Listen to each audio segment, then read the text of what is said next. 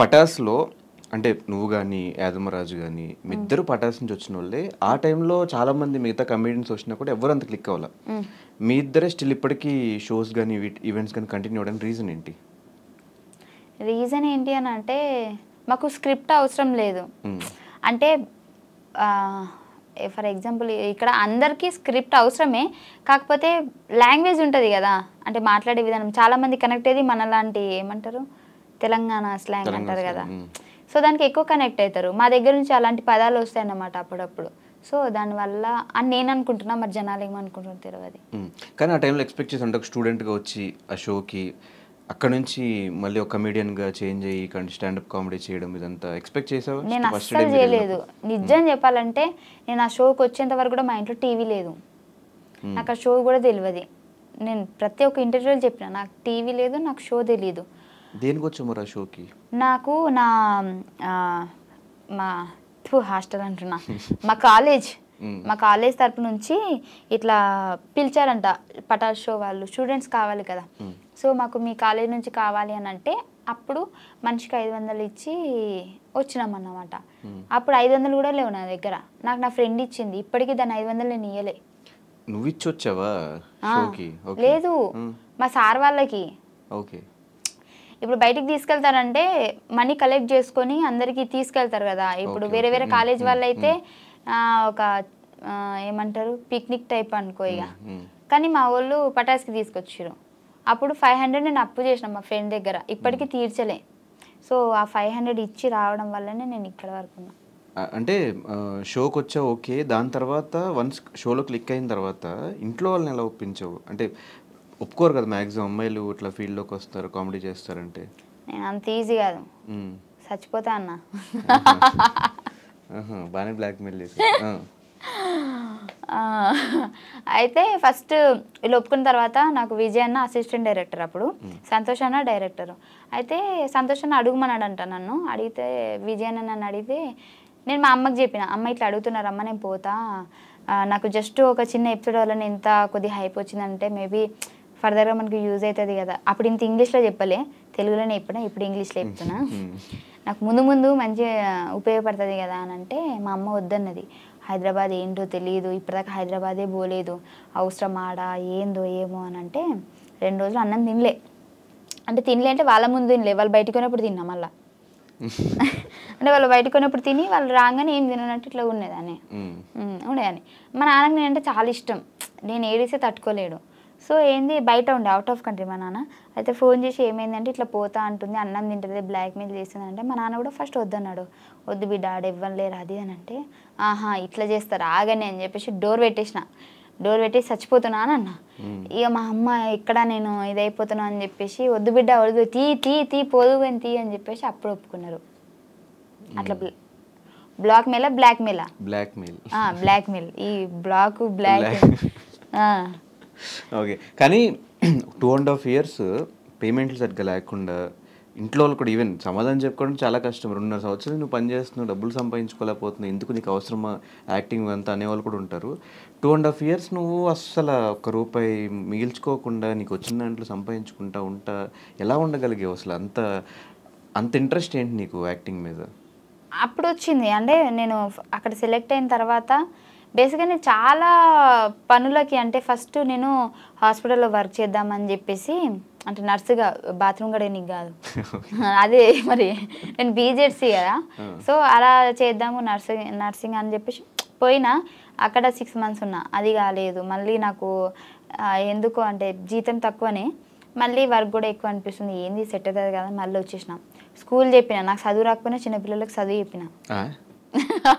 అంటే డిగ్రీ చేసినా కదా, నాకు వచ్చో రాదు వాళ్ళకేం తెలుసు. నేను ఏబిసిలు చెప్పిన, మాత్రం అదే ఇది నాకు.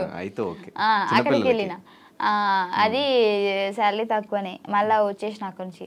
మిషన్ కుట్టడం నేర్చుకున్నా, మిషన్ బ్లౌజులు కుడుతున్నా. అప్పుడే స్టార్టింగ్ కుడుతున్నా కానీ ఫెయిల్ అయిపోతున్నాయి. మా అమ్మకి పాపం ₹100 పెట్టి జాకెట్ ముక్క తీసుకుంటే కుట్టి దాన్ని చంపేస్తున్నాను అన్నమాట అప్పుడప్పుడే. ఇంకా మంచిగా ఉంటే మంచి డిజైనర్ అయ్యేదాన్నేమో, నీకు డిజైన్ అంటే డ్రెస్ కూడా కుట్టించేదాన్ని మనకు తెలిసి. పోనీ కానీ ఆ ఒకటి దేవుడు మంచి పని చేసావు. అంత అక్కడితో ఆపేసిండు. ఆ తర్వాత నాకు ఇది వచ్చింది. నాకు దీంతో ఏంది అని అంటే నాకు అర్థమైపోయింది, చాలా మంది నాకు ఆ ప్రోమో వల్ల మా ఊర్లో కూడా మా అమ్మ ఎటన్నా కార్ఖానకు పోయినా ఎటు పోయినా కానీ మీ బిడ్డ టీవీలో కనిపించింది, మస్తు చేసింది అని చెప్పేసి ఆ ఒక చిన్న ప్రోమోతోనే హైప్ వచ్చేసింది. నాకు అనిపించింది దీంట్లో ఫ్యూచర్ ఉంటుంది అనిపించింది.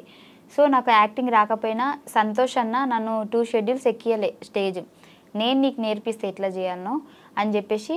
ఆయన డైరెక్టర్ అయ్యుండి కూడా, బేసిక్ డైరెక్టర్ అంటే నువ్వు ఇప్పుడు ఆడిషన్ ఇచ్చినా కానీ వాళ్ళు చేసేది చూసి నచ్చితే తీసుకుంటా, లేదంటే లేదు కదా.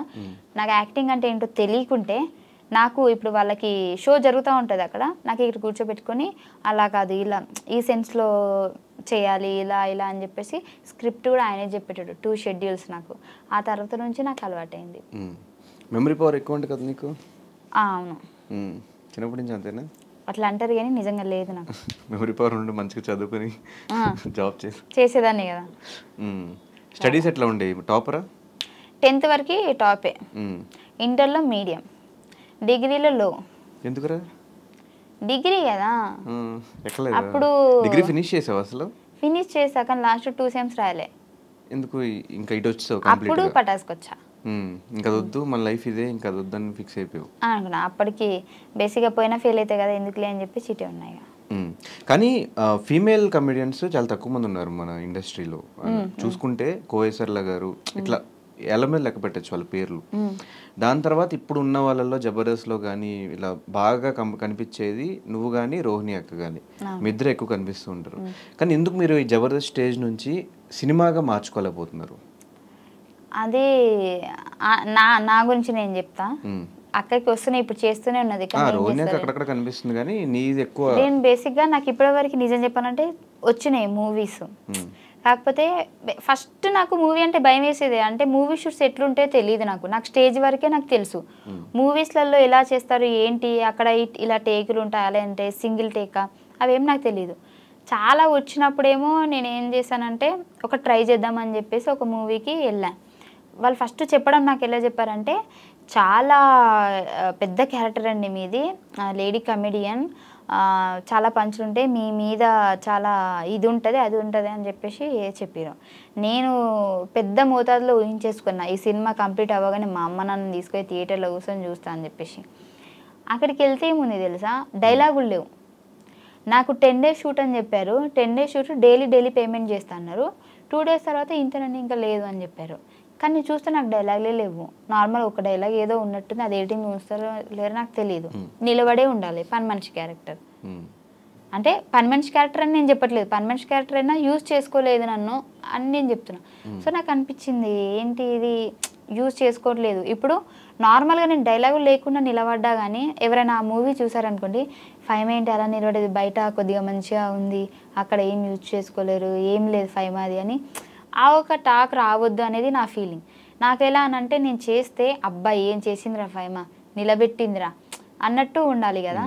సో నాకు ఇప్పటికి స్టిల్ ఏంది అని అంటే నాకు మూవీస్ వస్తున్నాయి, కాకపోతే ఏది కూడా నాకు లెగ్త్ క్యారెక్టర్ రావట్లేదు. 1 day అంటున్నారు, లేదంటే ఒకటే డైలాగ్ ఉంటుంది నార్మల్గా అట్లా ఇట్లా అంటున్నారు. సో నాకు కాన్ఫిడెంట్ లేదు. నాకు ఏదైనా మంచి అంటే మొత్తం లెంత్ అని కూడా నేను చెప్పట్లేదు, ఒక 5 days 10 days అయినా సరే నాకంటూ ఒక సపరేట్. ఇప్పుడు సునీల్ గారు కొన్ని మూవీస్లలో ఎక్కువ ఉండరు, ఒక క్లిప్పే వస్తారు, కానీ వచ్చిన ఆ క్లిప్ కూడా హైలైట్ అవుతుంది కదా. అలానే నేను ట్రై చేస్తున్నాను. 2-3 ఇలాంటివి వచ్చాయి కానీ నాకు డేట్స్ కుదరలే. వాళ్ళైతే సినిమా మొత్తం అన్నారు మంచి హీరో, పాపులర్ హీరో, కాకపోతే